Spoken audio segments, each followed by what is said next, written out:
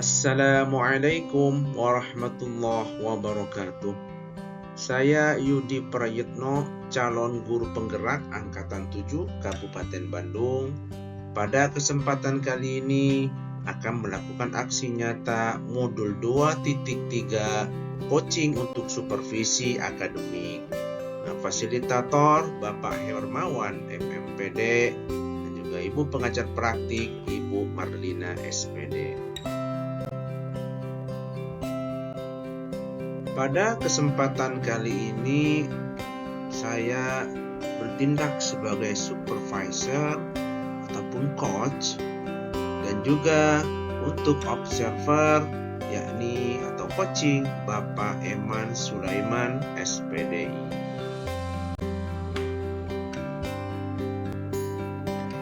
Rangkaian pertama dalam kegiatan ini yakni percakapan pra-observasi kelas, yang mana di dalamnya yang pertama ada tujuan pembelajaran, yang kedua area pengembangan yang hendak dicapai, dan yang ketiga strategi yang dipersiapkan.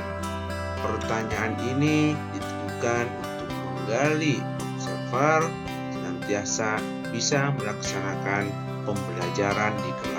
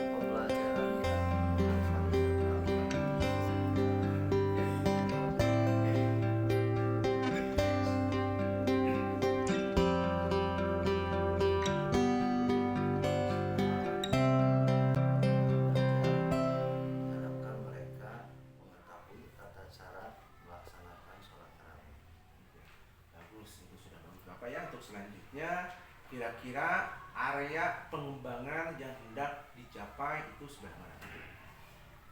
Ya, sesuai dengan materi, tentunya area yang ingin saya kembangkan hanya seputar sholat tarawih. Alhamdulillah. Untuk selanjutnya yang ketiga itu kira-kira strategi yang dipersiapkan dalam pembelajaran nanti itu kira-kira apa aja, Pak? Strategi yang akan saya persiapkan, yang mungkin dari jauh hari saya mempersiapkan membuat semacam presentasi, kemudian video pembelajaran yang berhubungan dengan materi sholat tarawih untuk kelas 5. Ya. Terima kasih. Mungkin itu saja Bapak untuk kegiatan percakapan praobservasi. Semoga nanti pas waktu pembelajaran berjalan dengan lancar dan juga bisa manfaat bagi untuk anak didik siswa. Amin ya Allah.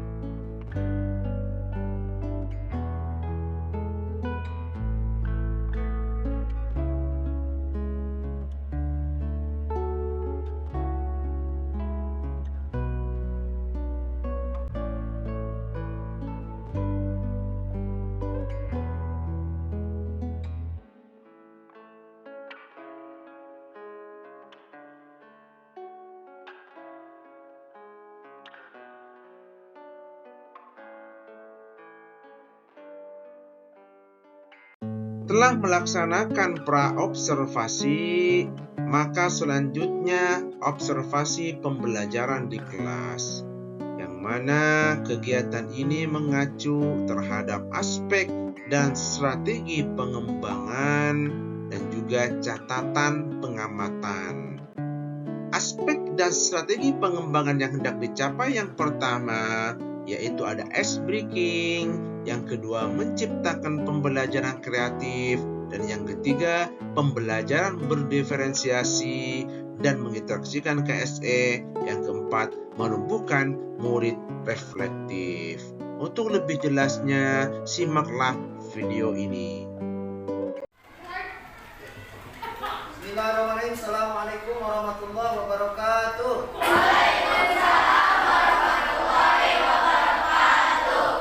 Apa kabar semua anak? Sehat? Alhamdulillah, luar biasa Allah. Oke, sebelum kita mulai pelajaran kali ini, Bapak mohon untuk pimpin doa seseorang ke depan. Jadi untuk pimpin doa ke depan.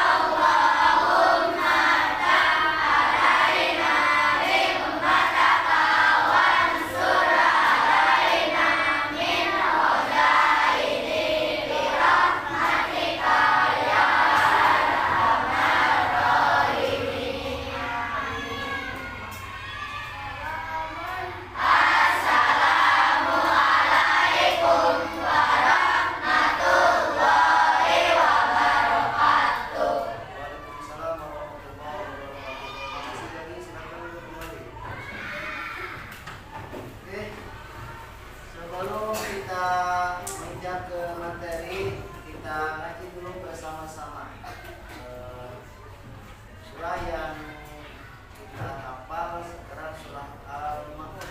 Silakan dibuka di halaman 85, ada surah Al-Ma'un.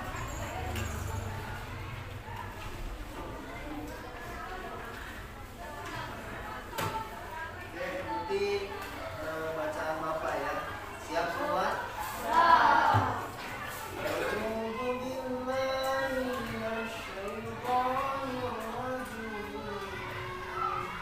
أعوذ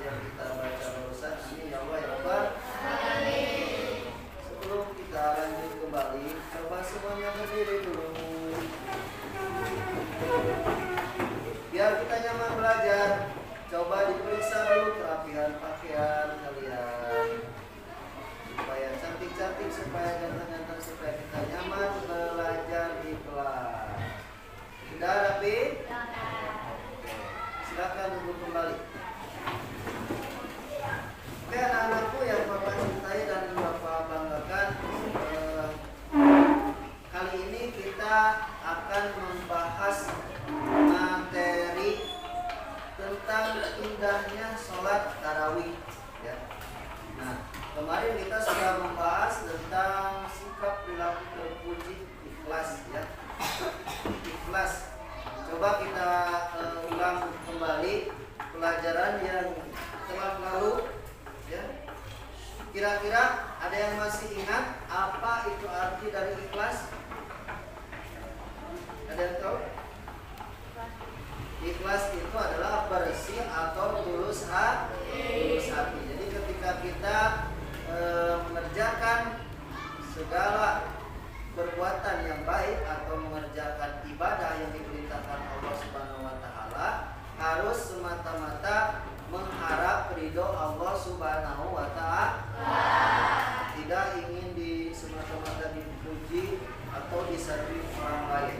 Tapi hati kita harus ikhlas, bersih dari keinginan ingin dipuji oleh orang lain. Oke, sekarang kita melangkah ke materi selanjutnya, yaitu indahnya sholat tarawih ya. Nah, kebetulan ini tema ini pas sekali. Sekarang kita sedang berada di bulan yang mulia, yaitu bulan Ramadan. Kita sedang melaksanakan ibadah puasa di bulan Ramadan. Siapa yang masih puasa sekarang?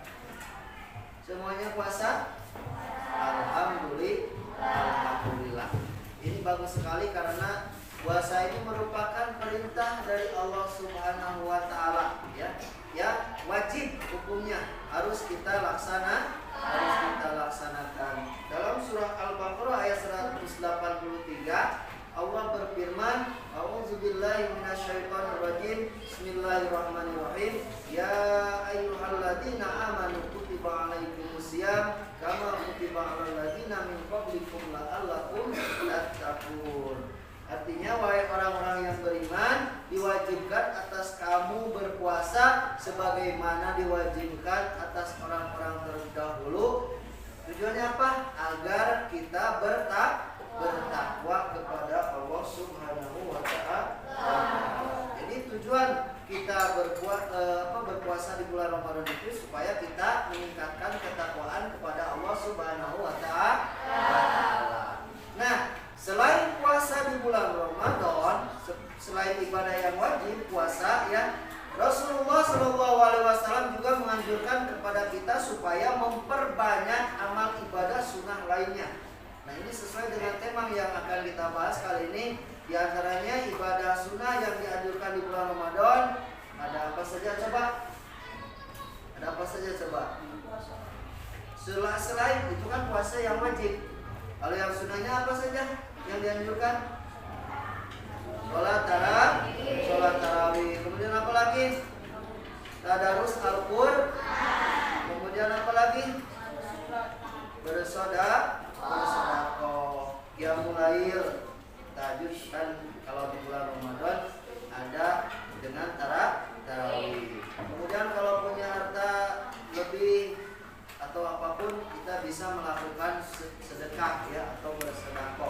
Pokoknya amal makruh atau perbuatan kita yang baik yang bermanfaat bagi orang lain, maka itu bisa dikategorikan sebagai sedekah. Dan bulan Ramadan ini merupakan bulan yang mulia, bulan ibadah. Kenapa? Karena setiap amal perbuatan kita yang baik akan dilipat gandakan pahalanya oleh Allah Subhanahu wa taala.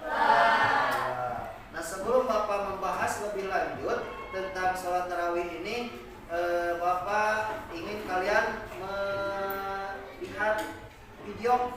Mau melihat video? Mau perhatikan video yang akan Bapak tayangkan nanti? Oke, siap.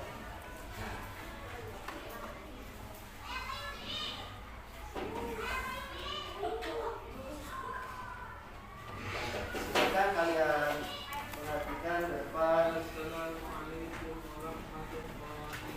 Ini video ini tentang tarawih. Dan semua dalam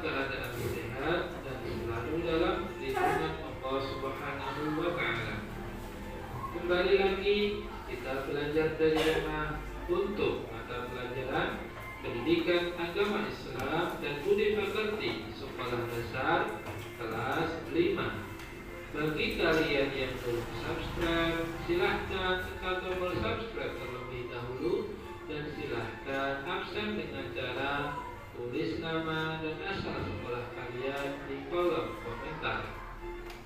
Terlebih dahulu, mari kita berdoa kepada Allah Subhanahu wa Ta'ala agar diberi kemudahan dalam belajar dan mendapatkan ilmu yang bermanfaat. Bismillahirrahmanirrahim. Raditu billahi rabban wa bil islami dinan wa bi Muhammadin nabiyyan wa rasula. Rabbi zidni ilma warzuqni fahma. Amin. Anak-anakku yang soleh dan solehah, pada pertemuan hari ini kita akan belajar dengan materi sholat tarawih. Sholat tarawih memang indah dan menyenangkan. Begitu memasuki awal bulan Ramadan, kaum muslimin laki-laki dan perempuan, orang tua, pemuda dan anak-anak berduyun-duyun menuju masjid dan musola sambil menyandang sajadah dengan wajah gembira segera melaksanakan sholat tarawih berjamaah.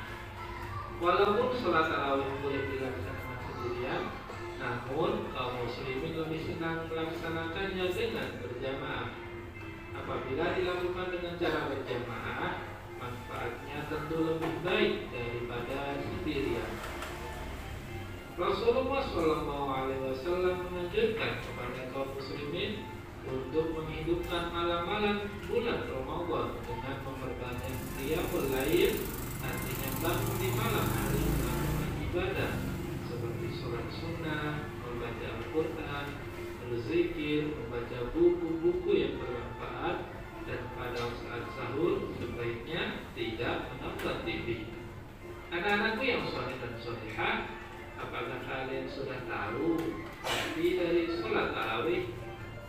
Sholat tarawih dalam bahasa Arab adalah bentuk jamak dari tarwihatun, yang berarti waktu sesaat untuk istirahat. Dinamakan demikian karena para sahabat melaksanakannya dengan beristirahat setelah selesai setiap 4 rakaat. Pada saat istirahat, ada kalanya diselingi dengan membaca Al-Quran. Secara istilah, sholat tarawih ialah sholat sunnah yang dikerjakan pada malam hari selama bulan Ramadan, setelah sholat isya sampai sebelum terbit fajar. Sholat tarawih termasuk sholat yang sangat dianjurkan oleh Nabi Muhammad SAW, sehingga hukumnya sunnah muakkad. Nabi Muhammad SAW bersabda, "Man qama Ramadana imanan wa ihtisaban ghufira lahu ma taqaddama min dzambihi." Artinya, barang siapa yang mengerjakan sholat malam pada bulan Ramadan karena iman kepada Allah Subhanahu wa Ta'ala dan karena mengharapkan pahala, maka akan diampuni baginya dosa yang telah lalu. Hadis riwayat Bukhari Muslim. Lalu bagaimana cara mengerjakannya sholat tarawih? Sholat tarawih ini dikerjakan pada malam hari di bulan Ramadan. Ingat, hanya waktu bulan Ramadan saja. Sholat ini sangat dianjurkan, boleh dikerjakan sendiri-sendiri atau berjamaah. Dilakukan sesudah sholat isya sampai waktu fajar. Bilangan rakaat sholat boleh dilakukan 8 rakaat dan boleh juga 20 rakaat. Pada masa Nabi Muhammad SAW, sholat tarawih dikerjakan sama seperti sholat sunnah biasa. Yang membedakannya adalah niatnya. Nabi mengerjakan 8 rakaat dengan 2 rakaat 1 salam. Selanjutnya dilakukan dengan sholat witir sebanyak 3 rakaat. Pada masa Khalifah Umar bin Khattab, sholat tarawih dikerjakan sebanyak 20 rakaat, dilaksanakan dengan 2 rakaat 1 kali salam. Jadi setelah 2 rakaat salam, lalu ditambah dengan sholat witir 3 rakaat dengan 2 kali salam. Sholat tarawih memiliki beberapa keutamaan, di antaranya sebagai berikut. 1. Dapat menambah ketaatan kepada Allah Subhanahu wa Ta'ala. 2. Allah Subhanahu wa Ta'ala mengampuni dosa-dosanya. 3. Pahala ibadah ditulis seperti sholat 1 malam penuh. 4. Mempererat silaturahim sesama kaum muslimin. Alhamdulillahirabbil alamin. Pelajaran kita hari ini tentang sholat tarawih telah selesai. Semoga anak-anak semuanya dapat memahami materinya, dan semoga ketika menjalankan sholat tarawih lebih giat dan lebih semangat lagi. Saatnya kita. Oke. Nah itu barusan kita sudah melihat tayangan video. Enak kok gak? Enak gak kalau lihat video? Kalau belajar lihat video enak gak? Ngantuk gak? Kalau lihat Bapak ngantuk ya? Oke. Nah itu tadi tayangan video yang barusan kita lihat itu menjelaskan tentang tata cara bagaimana kita melaksanakan sholat tarawih. Nah, tujuan kali ini dari materi yang kita bahas kali ini adalah supaya kalian setelah mempelajari materi ini kalian bisa memahami tata cara melaksanakan sholat tarawih. Mungkin dari tayangan tadi yang kalian simak, yang kalian tonton, mungkin ada pertanyaan. Ada pertanyaan nggak? Hah? Gimana? Oh, niat sholat tarawih. Niat sholat tarawih itu wajibnya dalam hati, tapi kalau kita mau dijaharkan juga boleh. Niatnya itu nawai usolli sunnatal tarawih ataini mustaqbilal qiblati adan imaman, kalau imam, kalau makmum makmuman, kalau sendirian lillahi ta'ala. Silakan ada lagi yang ditanyakan sebelum kita bahas tadi materi ini. Ada lagi kan? Oke. Tadi seperti yang kita lihat, yang kita tonton di video tadi, tarawih itu secara bahasa atau secara lugah itu berasal dari kata jamak, yaitu dari kata tarwihatun, yang artinya itu beristirahat sejenak. Ya. Kenapa dikatakan beristirahat sejenak? Karena pada zaman para sahabat ketika melaksanakan sholat tarawih, setelah beres 4 rakaat salam, kemudian mereka beristirahat sejenak, dan ketika beristirahat itu diselingi dengan bacaan-bacaan Al-Qur'an. Itu secara bahasa. Kalau secara istilah, tarawih adalah sholat sunat yang dilaksanakan di malam hari di bulan Ramadan, dilaksanakan setelah sholat isya sampai sebelum terbit fajar. Itu secara bahasa ya. Kemudian gimana sih cara pengerjaannya sholat tarawih? Sholat tarawih itu bisa dikerjakan sendiri, bisa juga dikerjakan secara berjamaah. Namun kebiasaan kita sebagai umat muslim sering mengerjakan sholat itu secara berjamaah di masjid. Karena pengerjaan secara berjamaah dengan sendiri itu lebih, pahalanya lebih afdol. Yang mana coba? Sholat sendiri atau berjamaah? Sholat berjamaah. Pasti pahalanya lebih baik daripada sholat tarawih sendiri. Dan hikmahnya juga lebih banyak kita sholat berjamaah daripada sholat sendiri. Nah, kemudian sholat tarawih ini dikerjakan setelah sholat atau setelah ba'da isya. Waktunya itu dari ba'da isya sampai sebelum terbit fajar.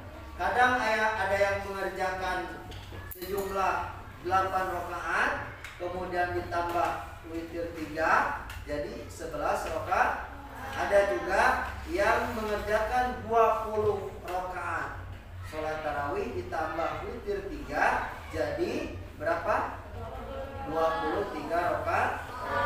Terserah kalian mau yang mana, terserah kebiasaan kalian di tempat kalian masing-masing, terserah ustadz yang memimpin sholat tarawih tersebut mau yang 8 mangga, mau yang 20 pun gak apa-apa. Kebiasaan di sini kebanyakan yang mana yang ngambil? Yang 8 ada? Cuma yang 8. Siapa? Yang 8 rakaat sholat tarawihnya tambah 3 jadi 11, siapa cuy? Ya ada. Kalau yang 20 rakaat sholat tarawih tambah witir 3 jadi 23 ada? Oke. Bagus. Dua-duanya boleh dikerjakan. Pada zaman Rasulullah SAW itu sholat tarawih dikerjakan sebagaimana sholat sunnah biasa, cuman beda niatnya ya. Kemudian pada masa Rasulullah itu dikerjakan sebanyak 8 rakaat. Kemudian dilanjutkan ditambah dengan witir 3 rakaat. Witir ini bilangannya ganjil. Jadi boleh 1, boleh 3, boleh 5, boleh 7, boleh 11. Silakan. Kemudian pada masa sahabat para nabi, pada masa kepemimpinan Khalifah Umar bin Khattab, itu sholat tarawih dilaksanakan sebanyak 20 rakaat. Kemudian ditambah dengan sholat witir 3 rakaat, maka jadi 23 rakaat. 23 rakaat. Itu cara mengerjakannya ya. Mangga terserah di tempat kalian masing-masing, mau mengerjakan yang 20 silahkan, mau yang 8 pun silahkan. Kemudian banyak sekali hikmah yang bisa kita ambil dari melaksanakan sholat tarawih, apalagi sholat tarawih berjamaah di masjid. Yang pertama, dengan mengerjakan sholat tarawih ini akan menambah ketaatan kita sebagai makhluk kepada Sang Khalik, kepada Allah Subhanahu wa Ta'ala. Jadi hikmah yang pertama itu menambah ketaatan kita kepada Allah Subhanahu wa Ta'ala. Yang kedua hikmah dari kita mengerjakan sholat tarawih adalah diampuni segala dosa-dosa yang telah lalu. Rasulullah SAW bersabda dalam sebuah hadis yang diriwayatkan oleh Bukhari Muslim, "Man qama Ramadana imanan wa ihtisaban, ghufirallahu ma taqaddama min dzambi."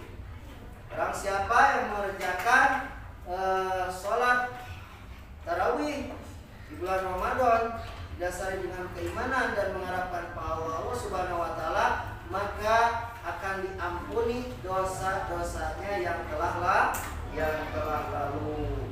Kemudian hikmah yang selanjutnya, pahala dari ibadah ini ibaratkan kita melaksanakan sholat semalam penuh. Luar biasa ya. Apalagi di bulan Ramadan, pahalanya itu dilipat gandakan oleh Allah Subhanahu wa Ta'ala. Kemudian yang terakhir, mempererat silaturahmi. Ini dengan kita melaksanakan sholat tarawih berjamaah, maka itu hikmah yang paling utamanya itu mempererat tali silaturahmi antar umat Islam ya. Jadi kita dengan sholat berjamaah tahu mana yang tidak hadir, mana yang hadir. Ketika yang tidak hadir ditanya kenapa ini kamu sakit, nah kita bisa tahu ya dengan melaksanakan sholat berjamaah. Dengan istilahnya mempererat tali silaturahmi, kita pun akan diberikan rezeki yang sangat banyak oleh Allah Subhanahu wa Ta'ala. Nah, itulah materi tentang sholat tarawih. Malam sholat tarawih enggak?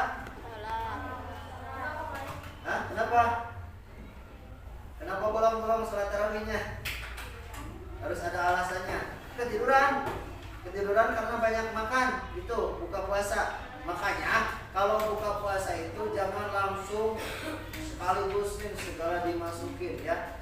Minimal kita ketika berbuka disunahkan terlebih dahulu makan yang manis ya. Jangan langsung masuk makanan semua ke perut. Kalau sudah kosong seharian kemudian dimasukin sekaligus makanan yang banyak, bukan enak, badan kita malah akan terasa lemas. Dan kita mengerjakan sholat maghrib, sholat tarawih pun akan menjadi malas.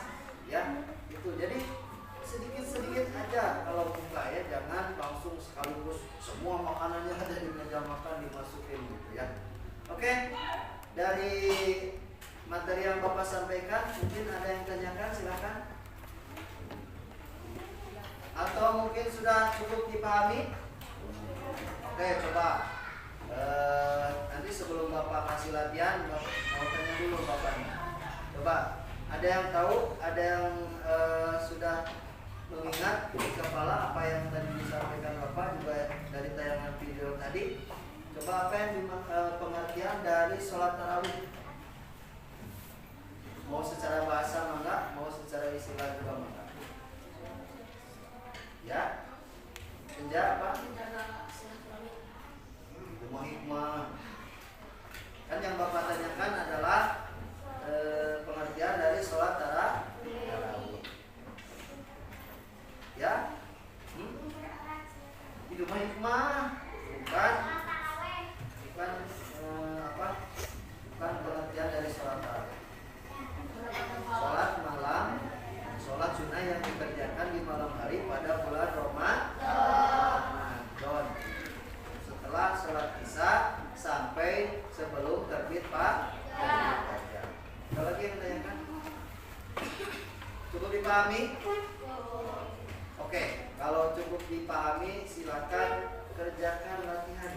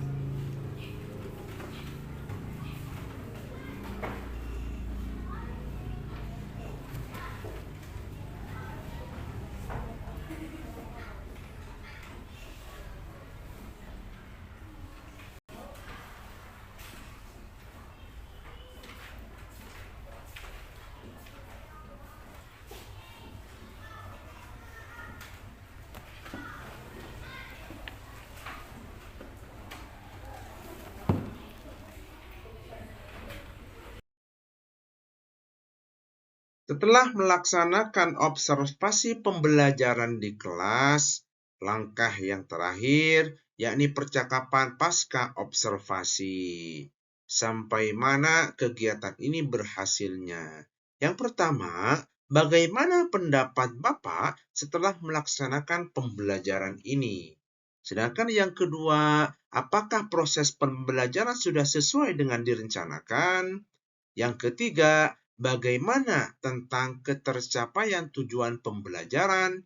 Yang keempat, apa saja yang menjadi kesulitan siswa dan juga kesulitan Bapak? Dan yang terakhir, rencana tindak lanjut. Untuk lebih jelasnya, silakan simak video ini. Baik, pada kesempatan kali ini kami akan melakukan pasca observasi tentang pembelajaran di kelas. Selamat pagi Pak Eman. Pagi Pak Ibu. Ya, bagaimana kabarnya hari ini? Alhamdulillah luar biasa. Allah. Alhamdulillah. Baik, setelah Bapak kemarin melaksanakan pembelajaran di kelas, kira-kira setelah pembelajaran itu bagaimana pendapat Bapak setelah menyajikan pelajaran yang telah Bapak pelajari? Alhamdulillah Pak Ibu, setelah saya mengadakan pembelajaran tentang materi baru kemarin, alhamdulillah taman berjalan lancar, kemudian anak-anaknya juga antusias untuk respon pelajaran yang disampaikan. Itu terbukti dari penilaian, mungkin kalau dilihat dari segi angka ya sekitar 80 lah nilainya. Jadi alhamdulillah berjalan dengan lancar. Iya, bagus. Berarti kemarin pembelajarannya sudah berjalan dengan baik. Ada di angka, kalau diangkakan 1 sampai 10 berarti ada di angka 8. Nah, kira-kira apa sih penyebabnya kenapa ada di angka 8, kenapa tidak langsung 10? Ya mungkin penyebab atau faktor penyebab diantaranya biasanya siswa ada yang kurang fokus, mungkin ada juga yang tidak memiliki motivasi dalam dirinya untuk mengikuti pelajaran tersebut. Berarti ada sebagian siswa yang mungkin kurang fokus dan belum termotivasi. Nah, langkah selanjutnya, apakah pembelajaran yang telah Bapak belajarkan itu apakah sudah sesuai yang sudah direncanakan? Karena melihat dari segi ininya masih ada yang terkenal. Alhamdulillah kalau untuk pembelajaran karena dari awal juga sudah disusun melalui SOP, jadi sudah sesuai dengan perencanaan kuliah. Namun mungkin yang direncanakan juga tidak bisa 100% kita sesuai dengan yang kita inginkan, ada saja. Ya, baik. Berarti alhamdulillah sudah angka 8, tapi mungkin ada selanjutnya mungkin bisa dikembangkan kembali. Nah, setelah pembelajaran itu, apakah ada hal menarik nggak selama waktu proses pembelajaran berlangsung? Yang saya rasakan hal-hal yang menarik ketika saya belajar, ketika melihat di antara siswa yang memiliki motivasi prinsip yang luar biasa, kemudian semangat belajar yang luar biasa dari anak-anak didik, dan pada waktu itu mengikuti pembelajaran yang saya sampaikan. Ya. Nah, setelah itu, kira-kira setelah Bapak melaksanakan pembelajaran itu, adakah kesulitan yang siswa alami dalam pembelajaran itu? Ya, seperti yang tadi dijelaskan Pak Edi, mungkin salah satu yang menjadikan kesulitan anak sebagian itu tidak memiliki motivasi basic atau motivasi yang keluar dari dirinya sendiri. Jadi susah untuk fokus, mungkin tidak ada semangat untuk mengikuti pembelajaran tersebut. Nah, setelah ada nih kesulitan siswanya sudah ketemu. Nah, kira-kira Bapak itu untuk menempuh tentang kesulitan siswa itu, mengatasi kesulitan itu, kira-kira apa sih kesulitan Bapak untuk menempuh hal tersebut?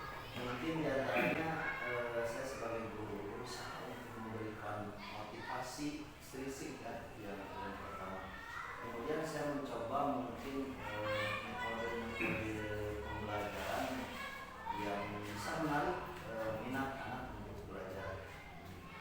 Ya, bagus. Alhamdulillah. Nah, sejauh ini, alhamdulillah Bapak sudah melaksanakan dengan bagus dan dengan baik dan sudah berusaha. Nah, apakah ada tindak lanjut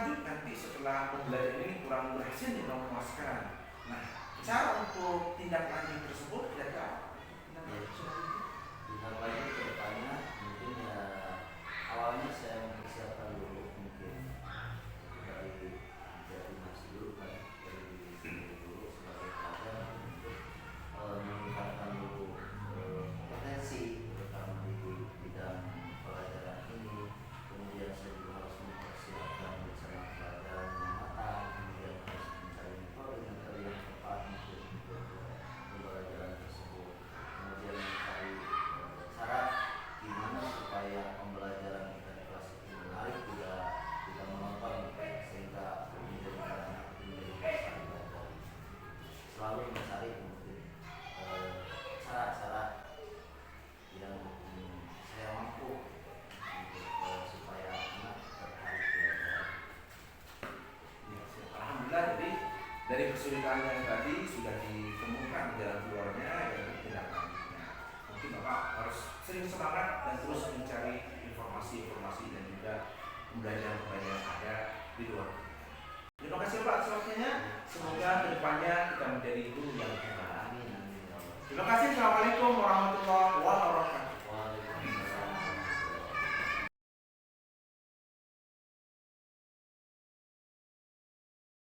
Demikian rangkaian coaching untuk supervisi akademik dari awal sampai akhir.